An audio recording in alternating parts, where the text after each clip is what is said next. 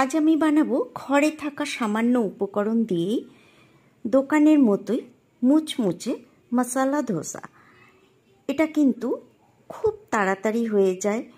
Authentic dosa বানাতে গেলে যেমন একটু সময় সাপেক্ষ ব্যাপার, এটা কিন্তু যখন মন চাইবে তখনই বানিয়ে ফেলা যায়। আর দোকানের কেনা ধোসার থেকে কোনো অংশেই খেতে খারাপ নয়। নমস্কার বন্ধুরা, আমি পুপু আর পুপুর রান্নাঘরে আরেকটা নতুন পর্বে সব বন্ধুদের স্বাগত জানাচ্ছি। আমার রেসিপি ভালো লাগলে প্লিজ একটা লাইক করবে আর কমেন্ট করে জানিও তোমাদের কেমন লাগলো। আশা করছি প্রত্যেকেরই এটা কাজে লাগবে। পুরনো বন্ধুদের অনেক অনেক ভালোবাসা আর নতুন বন্ধুদের অনুরোধ করব, আমার রেসিপি ভালো লাগলে প্লিজ আমার চ্যানেলটা সাবস্ক্রাইব করে পাশে আসা বেল বাটন প্রেস করে আমার পাশে থাকার জন্য। চলো তাহলে শুরু করে দিই আমার আজকের রেসিপি। আমি এখানে ছোট মিক্সি জারটা নিয়ে নিয়েছি, আমি অল্প করেই করব। আর এখানে এই এক বাটি সুজি আমি এর মধ্যে দিয়ে দিচ্ছি। এখানে কিন্তু 6 টেবিল চামচ সুজি আছে।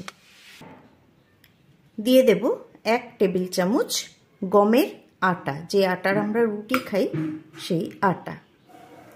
এবারে এটাকে ভালো করে গুঁড়ো করে নেব। আটাটা যদিও গুঁড়ো করার কিছু ব্যাপার নেই, সুজিটাই গুঁড়ো করতে হবে, কিন্তু আটাটা আমি এর মধ্যে দিয়ে একসাথে মিশিয়ে গুঁড়ো করে নিচ্ছি।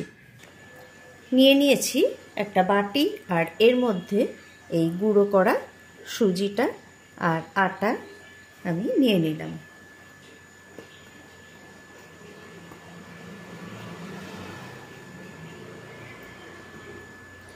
এবারে এর মধ্যে আমি দিয়ে দেব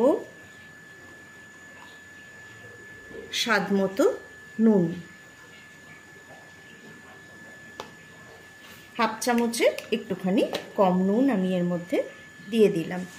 দিয়ে দিচ্ছি যে বাটিতে সুজি নিয়েছিলাম ওই বাটিরই 1 বাটি টক দই।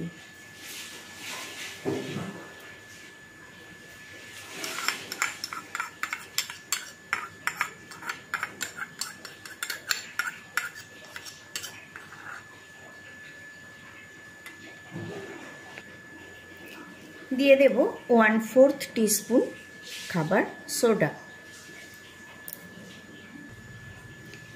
যে বাটিতে দই নিয়েছিলাম ওই বাটিতেই আমি সামান্য একটু জল নিয়ে এটাকে ভালো করে গুলিয়ে দিয়ে দিচ্ছি। এখানে কিন্তু 3-4 টেবিল চামচ মতো জল আছে। জল কিন্তু বেশি দিয়ে দেওয়া চলবে না একেবারেই, লাগলে আমি আস্তে আস্তে দেব। তো এটাকে আমি ভালো করে গুলে নেব, মিশিয়ে নেব ভালো করে। তো এটা ঘন হয়ে গেছে, এর মধ্যে আর একটু জল লাগবে। জলটা কিন্তু খুব সাবধানে অল্প অল্প দিতে হবে, এটা কিন্তু একদম নর্মাল টেম্পারেচারের জল।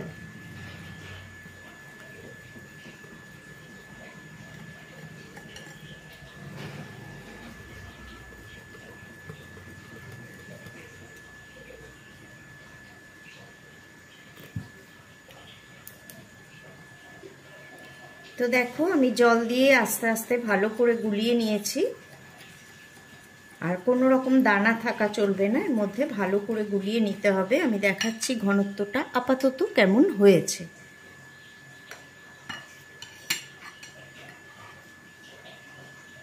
এরকম হয়েছে, বেশি জল কিন্তু দিয়ে পাতলা করে ফেললে চলবে না। এবার এটাকে আমি ঢাকা দিয়ে রেখে দেব কম করে 10 মিনিটের জন্য।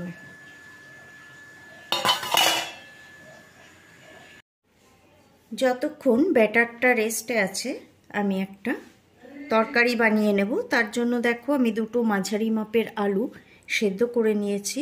তো এটার খোসাটা আগে আমি ছাড়িয়ে নেব। আমার বাড়ির আশেপাশে প্রচুর আওয়াজ হতে থাকে, তো সেটাকে তোমরা ইগনোর করো, কারণ আমার তো আলাদা কোনো স্টুডিও নেই।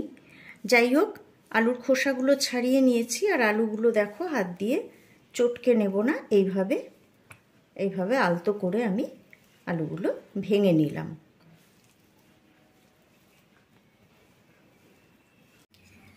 আমি গ্যাসে কড়াইটা বসিয়ে দিয়েছি আর এর মধ্যে একদম 1 টিস্পুন তেল দিলাম। বেশি তেল কিন্তু আমি দিলাম না।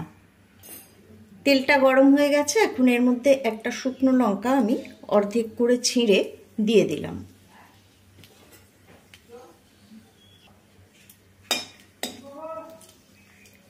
লঙ্কাটা ভাজা ভাজা হয়ে গেছে। তো লঙ্কার ফোড়নের সুগন্ধ কিন্তু তেলে চলে এসছে। এখন আমি এই লঙ্কাটা তুলে নেব, এতে আমি রাখছি না। এবার এই তেলে আমি দিয়ে দিচ্ছি একদম 2 চিমটি মতো মেথি, দিয়ে দিচ্ছি অল্প একটু সর্ষে, আর দিয়ে দেব একটুখানি কারি পাতা।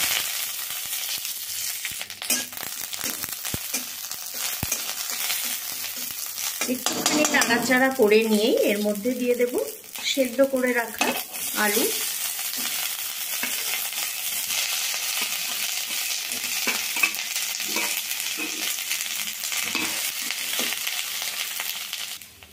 দিয়ে দেব অল্প একটু লঙ্কার গুঁড়ো। তোমরা এখানে লঙ্কার গুঁড়োর বদলে কাঁচা লঙ্কাও ইউজ করতে পারো, তবে কাঁচা লঙ্কা মুখে পড়লে অনেকের অসুবিধা হয়, আমি সেই জন্য এখানে লঙ্কার গুঁড়ো দিচ্ছি। দিয়ে দেব স্বাদ মতো নুন, আর দিয়ে দেব 1 চিমটে মতো হলুদ। এবারে এটাকে ভালো করে নাড়াচাড়া করে দেব। এটা কিন্তু লো ফ্লেমে আমি একটুখানি রেখে রেখে ভালো করে নাড়াচাড়া করে নেব, অন্তত মিনিট 2।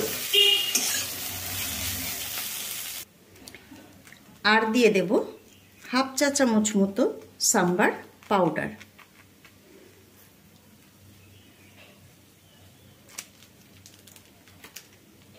ভালো করে মিশিয়ে দেব।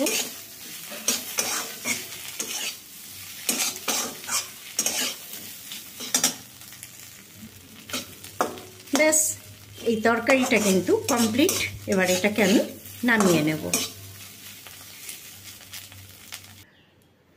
এবার দেখে নেব ব্যাটারটার কি অবস্থা। তো ব্যাটারটা কিন্তু একদম রেডি। এর মধ্যে কিন্তু আর জলও দিতে হবে না। আমি একটু সামনের থেকে নিয়ে দেখাচ্ছি। দেখো ঘনত্বটা এই যে এরকম হবে, একদম পাতলাও না আবার খুব ঘনও না। তো ব্যাটার কিন্তু আমার একদম রেডি।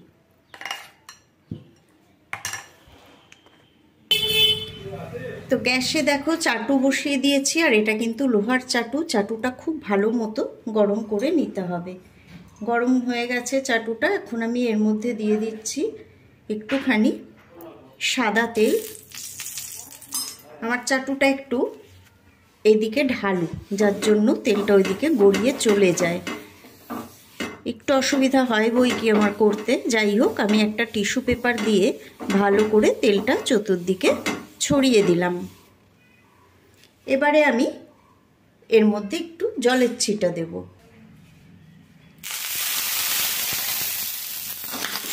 দিয়ে টিস্যু পেপারটা দিয়ে মুছে দিলাম। এবারে আমি এর মধ্যে দিয়ে দেব ব্যাটার।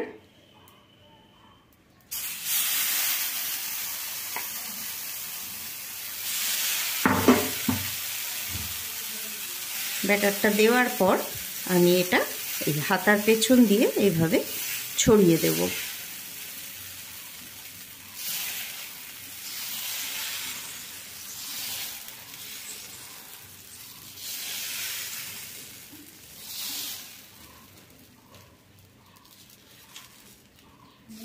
আর এখন কিন্তু আমি ফ্লেমটা লো রেখেছি। এটা দেওয়ার কয়েক সেকেন্ডের মধ্যেই দেখো ওপরটা শুকিয়ে শুকিয়ে গেছে, তাই আমি ওপর দিয়ে আরেকটু তেল এইভাবে দিয়ে দিচ্ছি।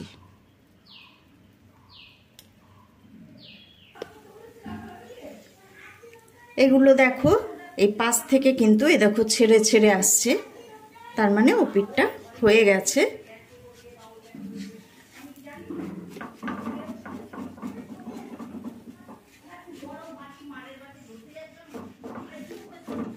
এইভাবে এটাকে আস্তে করে তুলে নেব।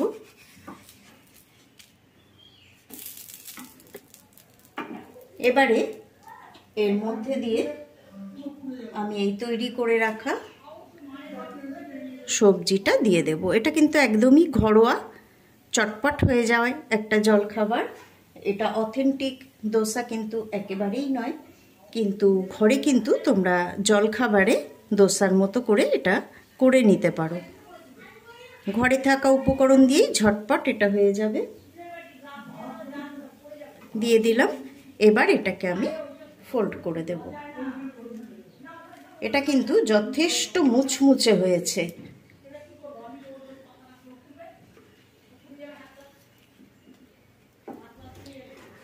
আমার চাটু ছোট, তাই ছোট হয়েছে। বড় চাটু হলে এটা বড় হবে।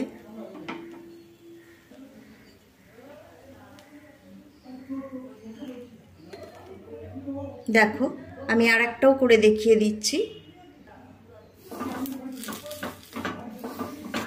আবারও অল্প একটু তেল দিয়ে দিয়েছি, ওরকম 1 ফোঁটা মতো, আর বেশি তেল দিতে হবে না বারবার, যেহেতু একবার ভালো মতো দেওয়া হয়ে গেছে। একটুখানি জলের ছিটা দেব। আবারও ভালো করে মুছে নেব। দিয়ে দেব ব্যাটার।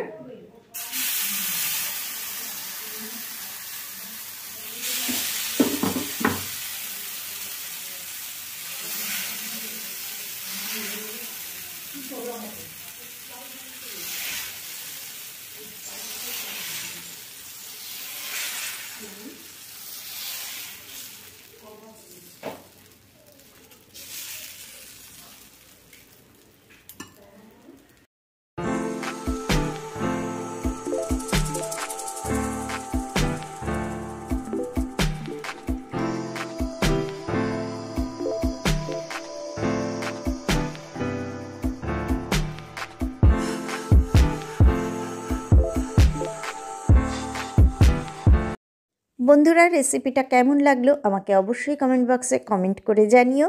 আজকে এই পর্যন্তই, বিদায় নিচ্ছি। আবারও ফিরে আসবো পরের পর্বে এরকমই সুন্দর কোনো রেসিপি নিয়ে।